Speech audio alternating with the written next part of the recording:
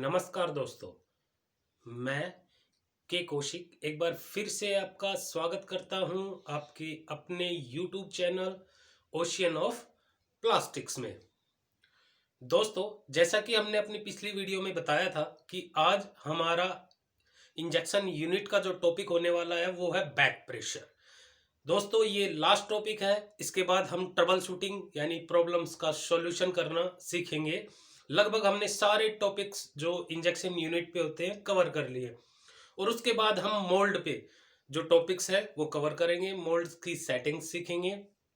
तो दोस्तों, आइए स्टार्ट करते हैं आज का टॉपिक बैक प्रेशर, जो बहुत ही इंपॉर्टेंट टॉपिक है। दोस्तों, बड़े ध्यान से इसको समझना है और लगभग जितनी भी ट्रबल शूटिंग्स होती हैं, जितनी भी प्रॉब्लम्स आती हैं, उसमें बैक प्रेशर सेटिंग की जरूरत जरूर पड़ती है।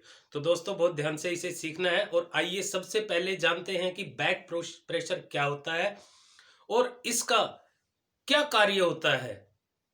जानते हैं एक डेफिनेशन से। इंजेक्शन सिलेंडर के द्वारा ही पीछे से हम एक प्रेशर अप्लाई करते हैं जिसके द्वारा मटेरियल इंजेक्शन के लिए प्रॉपर क्वांटिटी में इकट्ठा हो जाए। पीछे सिलेंडर से जो ये प्रेशर लगाया जाता है इसे ही हम बैक प्रेशर कहते हैं। आइए सीखते हैं बोर्ड पर। दोस्तों, अब हम ये जान गए हैं कि बैक प्रेशर क्या होता है। अब इस बैक प्रेशर का जो कार्य है, बैक प्रेशर क्यों दिया जाता है मशीन पे, ये हम सीखते हैं बोर्ड पे। आइए चलते हैं बोर्ड पे और जानते हैं बैक प्रेशर के बारे में। तो आइए दोस्तों, अब सीखते हैं बैक प्रेशर के बारे में बोर्ड पे कि ये कैसे अप्लाई किया जाता है। ये तो आपने डेफिनेशन में जो मैंने इसका बताया वर्क, वो पता कर चल गया होगा कि ये इंजेक्शन सिलेंडर के थ्रू ही दिया जाता है। लेकिन क्यों दिया जाता है हमें ये जानना है और किस तरीके से दिया जाता है और ये क्या क्या कंट्रोल करता है। आइए सीखते हैं बोर्ड पे अच्छे से। दोस्तों, आपको पता है ये होपर है, यहाँ पे हमारा प्लास्टिक मटेरियल रहता है और ये पूरी इंजेक्शन यूनिट है। दोस्तों, अब दोस्तों, ये हमारा स्क्रू है, ये बैरल है, ये हीटर्स है और ये मोल्ड है। दोस्तों, पूरी प्रोसेसिंग आपको पता है कि हॉपर से मटेरियल स्क्रू के आगे आता है। अब हमने अभी तक जितने भी प्रेशर फोर्सेस लगाए हैं वो सारे के सारे हमने आगे लगाए हैं, स्क्रू को आगे लाने के लिए।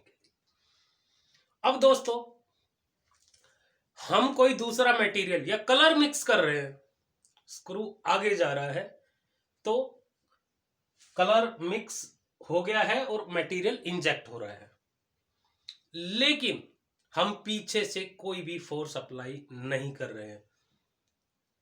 अगर पीछे से हम फोर्स नहीं अप्लाई करेंगे कोई भी, तो स्क्रू की आगे जाने की तो पोजीशन ठीक है, वो काम कर रहा है, लेकिन वो लिनियरली जब पीछे आएगा, वो जब स्क्रू घूमता हुआ पीछे आएगा तो उसकी स्पीड, हमने कोई भी फोर्स नहीं अप्लाई कर रखी, सारी तो आगे फोर्स है, तो प्रेशर है, तो उसकी स्पीड बहुत ज्यादा होगी। और जब वो रोटेट करता हुआ आएगा और मटेरियल को फीडिंग कर रहा होगा तो मॉलिक्यूल्स प्लास्टिक के अच्छी तरह मिक्स नहीं हो पाएंगे। और दूसरा, अगर हमने कोई दूसरा कलर मिक्स करना है वो भी अच्छी तरह मिक्स नहीं हो पाएगा, या मास्टर बैच हम यूज कर रहे हैं वो भी अच्छी तरह मिक्स नहीं हो पाएगा। तो दोस्तों, हम इंजेक्शन सिलेंडर के द्वारा ही पीछे से एक फोर्स, एक प्रेशर अप्लाई करते हैं जिसे कहते हैं बैक प्रेशर। ये जो सिलेंडर है ये स्क्रू के पीछे लगे होते हैं, इंजेक्शन यूनिट के पीछे लगे होते हैं। ये हाइड्रोलिक सिलेंडर होते हैं। हाइड्रोलिक सिस्टम क्या होता है कि हाइड्रोलिक ऑयल सिलेंडर में भर जाता है और जब सिलेंडर में हाइड्रोलिक ऑयल भरता है तो उसका जो दबाव होता है, जो ऑयल का दबाव होता है, उससे वो आगे निकलता है और जो चीज है उसको आगे धकेल देता है। जैसे आपने, मैं उदाहरण के लिए बताता हूं, हाइड्रोलिक के ट्रैक्टर ट्रॉलियां देखी होगी, डंपर्स देखे होंगे, उसमें सेम सिस्टम होता है। वो सिलेंडर होता है तो ट्रॉली ऐसे ऊपर उठ जाती है। ऐसे ही सिलेंडर्स होते हैं जो यूनिट को आगे धकेलते हैं। अब दोस्तों, कुछ पुरानी टाइप की मशीन नहीं थी जिसमें मैनुअली बैक प्रेशर सेट करना किया जाता था, 5 7 जितना करना होता था। अब ऑटोमेटिक्स मशीन है, ऑटो में हम पीएलसी में सेट कर देते हैं बैक प्रेशर को। तो बैक प्रेशर का मेन जो कार्य होता है वो स्क्रू को पीछे धीरे धीरे धीरे धीरे लाना होता है, यानी कि पीछे फोर्स लगी हुई है। अब स्क्रू अगर ये फोर्स हटा लेंगे तो बहुत स्पीड से आएगा, मॉलिक्यूल्स मिक्स नहीं हो पाएंगे। लेकिन अगर फोर्स लगी हुई तो धीरे धीरे आएगा, यानी कि हमें जो दूसरा कलर या मास्टर बैच डाल रखा है वो प्रॉपरली मिक्स होता हुआ आएगा। दोस्तों ये होता है बैक प्रेशर। ये फोर्स जो हम यहाँ पे अप्लाई कर देते हैं वो बैक प्रेशर होता है। अब जो ये सिलेंडर है, जब ये इन होते हैं, जब हाइड्रोलिक ऑयल इनमें भर जाता है तो ये स्क्रू आगे मूव करता है, इंजेक्ट होता है। और जब आउट, ये इसका प्रोसेसिंग सिस्टम मान लीजिए, ये उसका प्रोसेसिंग यूनिट है, हाइड्रोलिक यूनिट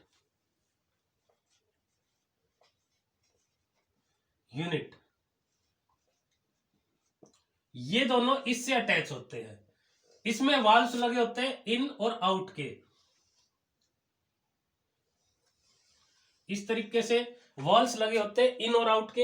एक बार हाइड्रोलिक ऑयल इनमें भरेगा, एक बार कम निकलेगा, आगे पीछे प्रोसेसिंग होगी। अब दोस्तों एक बात और सोचने की है कि मान लो हम बैक प्रेशर को हटा लेते हैं, कोई बात नहीं, हमारा मटेरियल भी मिक्स प्रॉपरली ना होगा, तो सारी फोर्सेस, सारे प्रेशर, सारी स्पीड जो भी है वो आगे लगी हुई है। अब स्क्रू को कितना पीछे आना, पीछे कोई फोर्स तो है नहीं, अब वो जितनी भी स्पीड से आएगा उतनी भी स्पीड से आएगा। अब वो कभी इधर आ रहा है, कभी इधर आ रहा है, कभी इधर आ रहा है, कभी इधर आ रहा है उससे क्या होगा कि हमें जो प्रॉपर क्वांटिटी चाहिएगी, मान लो हमें 10 mm, 20 mm या 100 mm जितनी भी क्वांटिटी इस प्रोडक्ट को, इस मोल्ड में प्रोडक्ट को फिल करने के लिए चाहिए, वो नहीं मिल पाएगी क्योंकि पीछे कोई फोर्स नहीं है। अब इसने मटेरियल ले लिया 90 mm, फिर मटेरियल ले लिया 110 mm, फिर 85 mm ले लिया, यानी कि हर बार इसकी क्वांटिटी सिमिलर नहीं होगी, पीछे कोई फोर्स ना होने की वजह से। तो दोस्तों बैक प्रेशर का सबसे बड़ा काम यही होता है कि प्रॉपर क्वांटिटी कि 110 mm मटेरियल लेना है और पीछे फोर्स है तो सिलेंडर इतना पीछे आएगा कि 110 mm का एरिया कवर हो जाए, 110 mm मटेरियल आ जाए, यानी कि हमारे जो विजुअल डिफेक्ट आगे जा रहे थे, बैक प्रेशर नहीं होगा तो शॉर्ट मोल्ड जाएगा, श्रिंकेज चला जाएगा, सिल्वर जाएगा और ब्लैक स्पाइसेस, ब्लैक स्पॉट, बहुत सारी प्रॉब्लम्स आने लग जाएगी। तीसरा दोस्तों, ये जो व्हील है, यहां सिलेंड्रिकल व्हील लगा होता है। अब दोस्तों ये पूरा हाइड्रोलिक सिस्टम यूनिट है, अगर बैक प्रेशर नहीं है तो स्क्रू बहुत स्पीड से आएगा और इसको बार बार धकेलेगा तो व्हील मूव ना हो। अब ये व्हील ही मूव हो सकता है, तो थर्ड क्या हो गया कि व्हील मूव ना हो। व्हील मूव ना हो इसके लिए हम पीछे से एक प्रेशर लगा देते हैं जिसे बैक प्रेशर कहते हैं। तो इसके क्या क्या बेनिफिट हो गए? सबसे पहला जो बेनिफिट है वो है कि बैक प्रेशर प्रॉपर क्वांटिटी में मटेरियल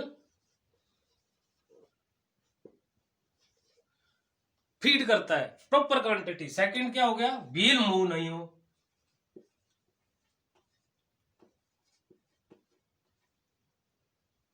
व्हील मूव नहीं होगा। और तीसरा क्या हो गया दोस्तों कि ये धीरे धीरे प्रोसेसिंग करेगा, पीछे प्रेशर लगा हुआ है तो धीरे धीरे प्रोसेसिंग करेगा, तो मॉलिक्यूल्स या मास्टर बैच या कोई अदर कलर है वो प्रॉपरली मिक्स हो जाएगा। तो तीसरा क्या होगा? Properly mixing. अब ये प्रॉपरली मिक्सिंग करता है तो तीन बेनिफिट हो गए इसके। पहला प्रॉपर क्वांटिटी आती है, दूसरा व्हील मूव ना हो और तीसरा प्रॉपरली मिक्सिंग होता है। इंटरव्यूअर पूछता है बार बार कि बैक प्रेशर के क्या क्या बेनिफिट है। अब दोस्तों बैक प्रेशर के लिए हमें बाकी की भी वीडियो को ध्यान रखना जरूरी है। Holding pressure, injection speed, switch और पोजीशन, वो सभी आपको मेरे डिस्क्रिप्शंस में मिल जाते हैं उनके लिंक, या मेरे चैनल्स पे हैं, उन्हें देख सकते हैं, ताकि आगे जो जो प्रोसेसिंग आती है आप उनको अच्छे से समझ सके। तो दोस्तों ये कंसेप्ट था हमारा बैक प्रेशर का कंसेप्ट। मैनुअली जब हम सेट करते हैं तो इस वाल्व से हम मैनुअली जो मशीन में होता है उसको घुमाते हैं और मैनुअली प्रेशर देखते हैं कि कितना बैक प्रेशर गेज में दिखा रहा है। ऑटोमेटिक में क्या होता है कि हम पीएलसी में फीड कर देते हैं, जो ऑटोमेटिक बैक प्रेशर अपने आप ऑटो में मशीन लेती रहती है। तो हमें पीएलसी से पता चल जाता है कि हमने कितना, जो एलवीडीटी आपने पढ़ा होगा, जो मैंने सिखाया था, एलवीडीटी से लीनियर पोजीशन का पता चल जाता है कि मशीन कितना बैक प्रेशर ले रही है। मैं आशा करता हूं दोस्तों कि आज का ये जो टॉपिक था बैक प्रेशर, ये आपको अच्छे से समझ में आया होगा। दोस्तों जैसे कि मैंने आपसे वायदा किया था मेरी, कि हम इंडस्ट्री के टूल्स भी साथ साथ आपको सिखाते चलेंगे, ताकि जो आपकी स्किल्स है वो इंडस्ट्री में और ज़्यादा इम्प्रूव हो सके। तो दोस्तों मेरी वीडियो आ चुकी है 5S के ऊपर, वो देखना ना भूले। और अभी जो स्किल्स के ऊपर वीडियो आएगी वो आएगी मैन पावर हैंडलिंग, कि मैन पावर को कैसे हैंडल किया जाता है, एक सुपरवाइजर, इंजीनियर या इससे असिस्टेंट मैनेजर या सीनियर इंजीनियर कैसे एक मैन पावर को हैंडल करे, मेरी सेकंड वीडियो होगी। और अब हम इंजेक्शन यूनिट के बारे में इतना सीख चुके हैं कि अब हम ट्रबल शूटिंग आसानी से कर सकते हैं। तो नेक्स्ट जो वीडियो मेरी प्लास्टिक मोल्डिंग पे आ रही है वो है श्रिंकेज की, जो बहुत बड़ी प्रॉब्लम है श्रिंकेज, और ऑटोमोबाइल इंडस्ट्री में बहुत ज्यादा आती है, बहुत सारे मटेरियल्स में आती है। तो हमारी नेक्स्ट वीडियो ट्रबल शूटिंग पे होगी, वो श्रिंकेज होगी, देखना ना भूले दोस्तों। आज के लिए बस इतना ही। मेरे चैनल्स को अगर मेरी वीडियो अच्छी लगती हो तो सब्सक्राइब करिए और प्लीज़ इनको शेयर कीजिए, ताकि ज़्यादा से ज़्यादा लोगों को फ़ायदा मिल सके।